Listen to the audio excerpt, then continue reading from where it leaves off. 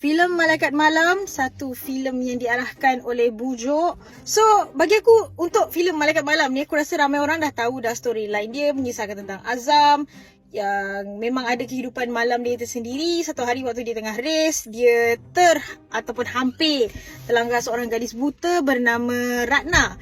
Dan Ratna ni juga dia bukanlah buta sepenuhnya, tapi dia ada yang dia tak nampak lah. Waktu siang tu dia boleh nampak, tapi waktu malam dia tak nampak, macam tu. Jadi sejak daripada itulah mereka ni munculnya bibit-bibit percintaan di antara mereka berdua. Dan at the same time Azam ni orang kata ada orang jealous dengan dia lah.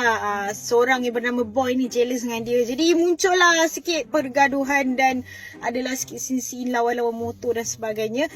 Dan lepas tu kalau korang nak tahu apa lagi jadi, bagi tonton sendiri dekat Pawagam. Filem Malaikat Malam bagi aku ada sedikit misleading dari sudut trailer dia.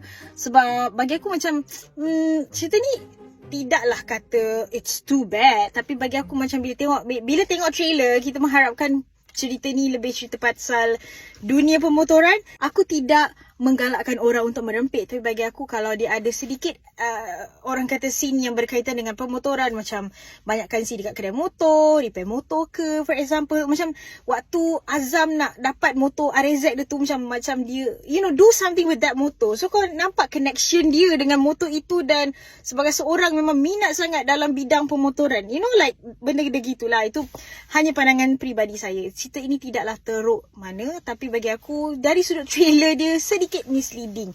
Bagi aku untuk cerita dia punya bab percintaan storyline tu, kita faham je. Kita pernah tonton filem-filem yang bergenre pemotoran, tapi ada juga selitkan elemen drama dan juga love story di antara main cast dia. Cuma itulah, aku sedikit rasa macam lah scene itu je, banyak tu je macam tu. Tapi kita tak naklah spoil banyak. Kalau korang nak ni, korang boleh pergi tonton sendiri filem Malaikat Malam yang dah ada pun dekat Pawagam Malaysia. Lakonan hebat oleh Syafiqal, Tracy Sinidol, ada Kodi Rashid, Justin, ada Amir Nafis dan ramai lagi. Boleh tonton sendiri dekat Pawagam sekarang.